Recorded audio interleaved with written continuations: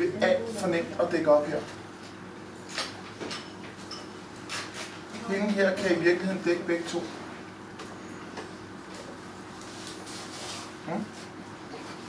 Vi skal søge væk fra de områder, så der bliver plads på banen til at spille på. Vi har samlet os på sådan et lille område, at det er alt for nemt at dække. Okay. Så hele tiden hold øje med, hvor er mine medspillere henne. Hittar du det? Okay?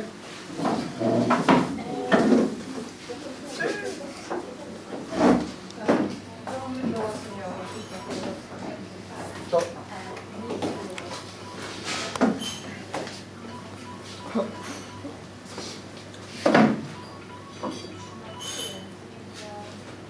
Ja, jeg ved det godt.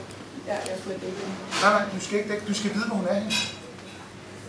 Om et øjeblik, hun står herude, om et øjeblik bevæger hun sig fremad, og du ved ikke, hun kommer løbende fremad, fordi du har kun øje på bolden. Hvor er min modstander henne? Nå, hun er der, okay. Her. Okay. Eller bolden her, og hun er her. Nu står du kun klar til bolden, og ikke noget som helst andet. Det er vigtigt, det her. Læg mærke til det her alle sammen. Hvis vi kun kigger efter bolden, så ved vi ikke, hvor vores modstander er henne. Og jeg tror, jeg har sagt det lige fra jeg startede som træner. Når I er døve, dur det ikke, at I ikke bruger øjnene. For I kan ikke høre, hvis jeres modstander bevæger sig. Så I er nødt til at bruge øjnene til at finde ud af, hvor er min modstander henne. Hvad gør min modstander? Okay? Så vi hele tiden er på. Englænderne gjorde det her rigtig meget også. Englænderne løb heroverfra op, fordi vi havde mere travlt med, der er hjørne. Okay, jeg holder øje med hjørnet. Nu kommer hun løvende her. Så husk det her.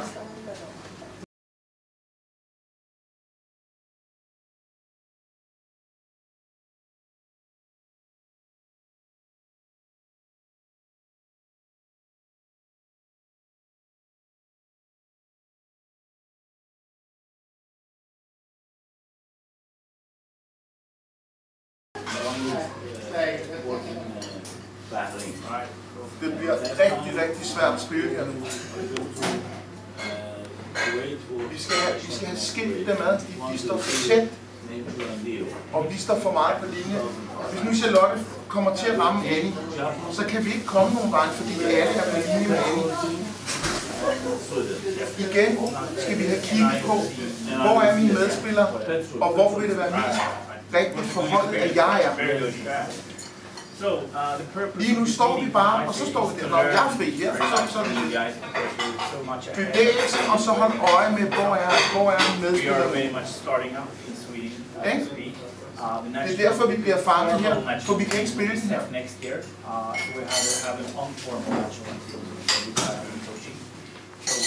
First of all, I'd like to ask you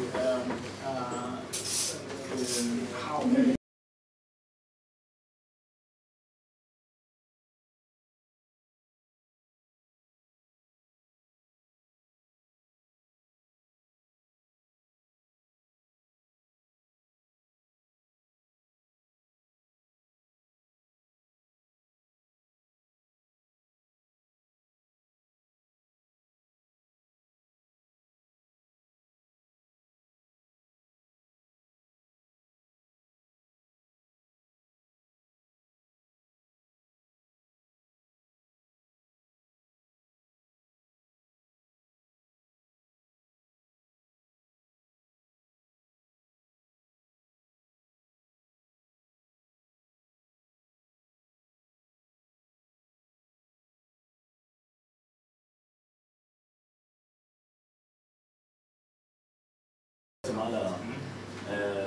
Brazil and Spain played 4-0. 4-0, that means 4 players come back and 4 defense come, and we are the defense empty, and we 130, 1-2, 1 lap.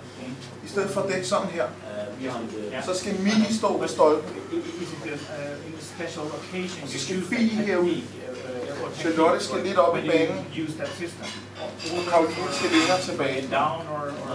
Så vi ligesom kommer til at stå i sådan en bue her. What's the leg monster? Okay. Ikke? Så kan hun kun spille den hernede, og det er vi ligeglade med. Du skal ikke stå og dække stolpen, der er ikke noget dæk der, det skal mini-dæk. Det eneste, der ikke må ske, hvis vi gør det her, det er, hvis vi har stående her, må der ikke være tomt område her. Der skal Annie være, hvis Karoline kommer herned.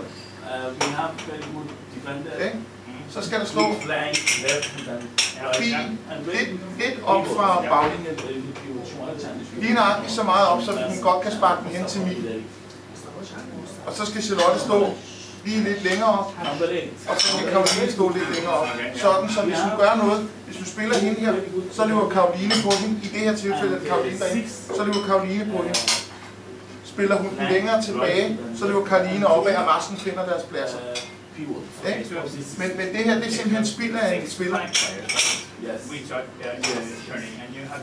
Okay?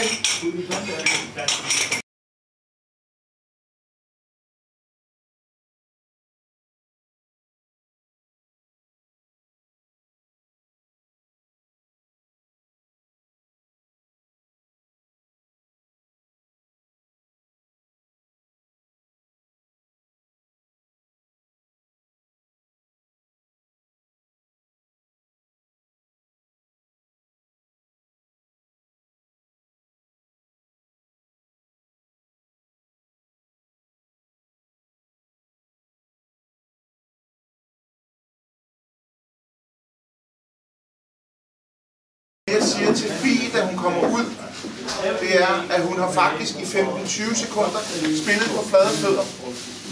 Det vil sige, at hun har spillet 15-20 sekunder for længe, fordi hun har ikke mere at give af. Det er den der, I skal kunne mærke på, så er der ikke mere at give af. Fordi, hvis vi ikke går ud der, så kommer der lige efter, så kommer der et løb, som vi skal tage, som vi ikke kan tage. Og så kommer vi til at mangle. Og da vi i de to kæder, hvor vi kører der, kører med 3, så kan man sagtens arbejde i 1 minut og holde 2 minutters pause. Arbejde 1 minut og holde 2 minutters pause. Det er vigtigt, at I ikke bliver inde så længe, så I ikke har kraft. Hvilket blev Jørgen? Hvis det var det, du spillede på, så var det godt. Ja, netop.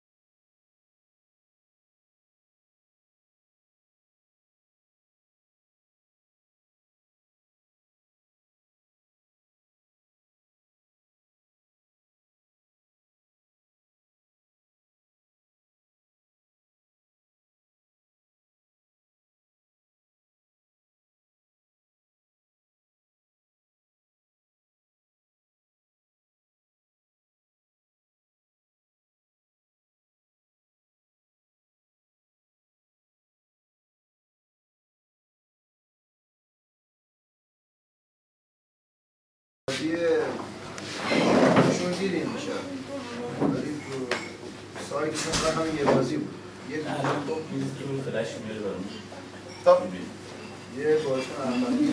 Prøv at kigge. Du stiller dig faktisk, du stiller dig faktisk bag ved muren og skal stå bag ved muren og kigge ud for at se bolden. De to her skal dække det her. Du skal dække det her. Hvis hun kan sparke bolden ind fra den sorte streg, fra nummer 2 sorte streg, hvis hun kan sparke bolden ind der, så er der ikke noget at gøre. Men hvis hun sparker den lidt længere ud herovre, så når hun aldrig. Så når du har taget det her, så skal du dække fra den hvide streg over, det er dit. Det vil sige, at du skal stå herovre i målet. Ikke også? Så kommer vi til at dække hele målet. Okay? Lige nu bliver du faktisk dækket af murer. Det har vi spillet mod England, der gjorde jeg. Der gjorde du det, ja. Men læg mærke til, der skal du heller ikke stå sådan her. Der stiller du 4 sådan her, og så står de her.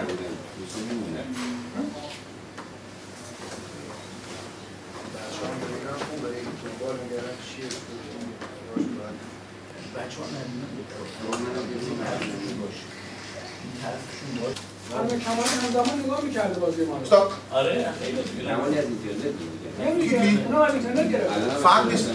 Faktisk har vi dækket helt rigtigt op her. Vi har stået helt rigtigt på hjørnet. Hvad gør vi så nu? Nu vælger vi så, at Annie går ind og spiller fri, i stedet for at blive og presse på den her boldholder. Hvad sker der så nu? Fie, som er helt hernede, skal løbe hele vejen herop, mens Annie bliver fri. Det betyder så, at hende som Fie dækker her, hun bliver nu pludselig helt fri.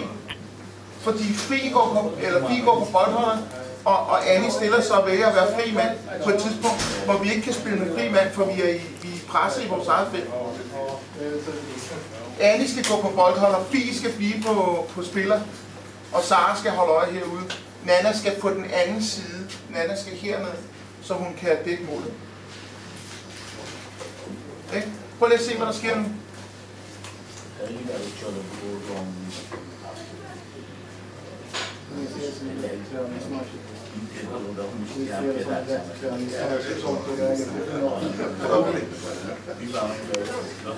Nu bliver 2. Du skal blive nede, og hun skal gå op. Nu bliver begge 2 overspillet, fordi I på skift spiller 1 mod 2. Først spiller du 1 mod 2, fordi du vælger at være fri. Så når du ikke er med tilbage, så spiller du 1 mod 2. Og derfor bliver I begge 2 overspillet. Hvis nu du var blevet på den spiller, der var nede på linjen, og du var gået på boldholderen, så har vi fået dækket alle dem, der var. Nu skaber vi for os selv, skaber vi en 1 mod 2. Ikke kun 1 gang, men 2 gange. Så det er vigtigt, at vi ikke får det der, når vi er hernede, spiller jeg fri mand. Der er ikke nogen, der er fri mand hernede. Her dækker vi alle sammen mod.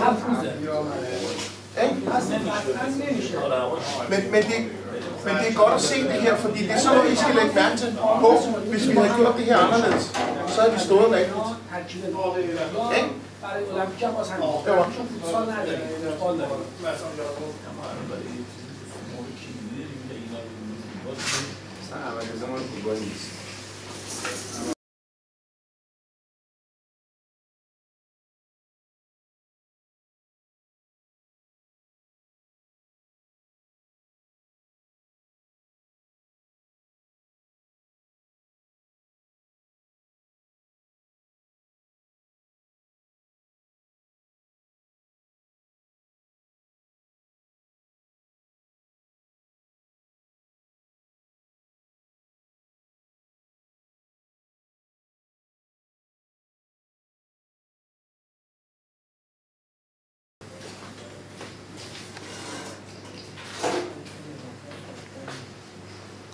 Nå, det.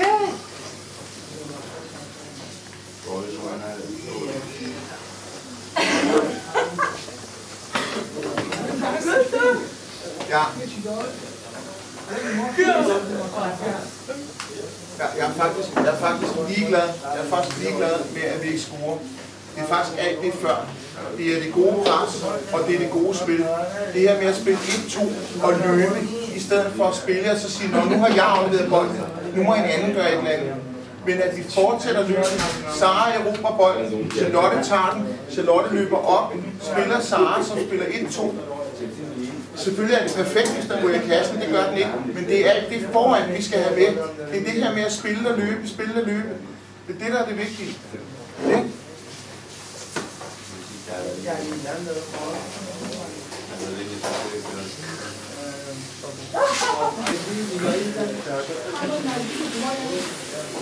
Tøser, nu har vi set det her, og vi har set, at det er igen et af de hold, der kun er med i kampen, hvis vi laver fejl.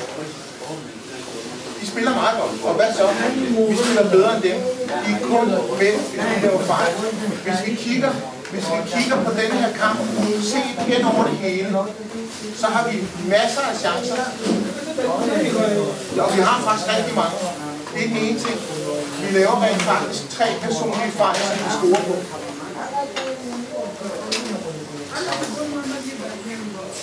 Og 4-1-4-2 er det reelle forhold mellem Danmark og Belgien. Men vi kan kun havne på det niveau, hvis vi er 100% fokuseret hele vejen. Det har vi været mod Polen, og det har vi været mod England. Det er vi igen i